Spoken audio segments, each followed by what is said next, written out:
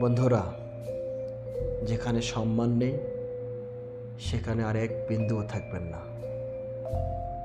সেখানকার সঙ্গ ত্যাগ করুন। অতি দূরত্ব সেই জায়গার থেকে আপনি সরে আসুন। কারণ যেখানে আপনার সম্মান নেই সেখানে যত বেশিক্ষণ থাকবেন ততই আপনার অপমান বেশি হবে, আপনার গুরুত্ব কমে যাবে। আর যেহেতু আপনার গুরুত্ব কমে যাবে, অবশ্যই আপনাকে সেখান থেকে দূরত্ব বাড়িয়ে ফেলতে হবে। যেখানে সম্মান নেই, গুরুত্ব নেই, সেখানে থাকার আর কোনো মানেই হয় না।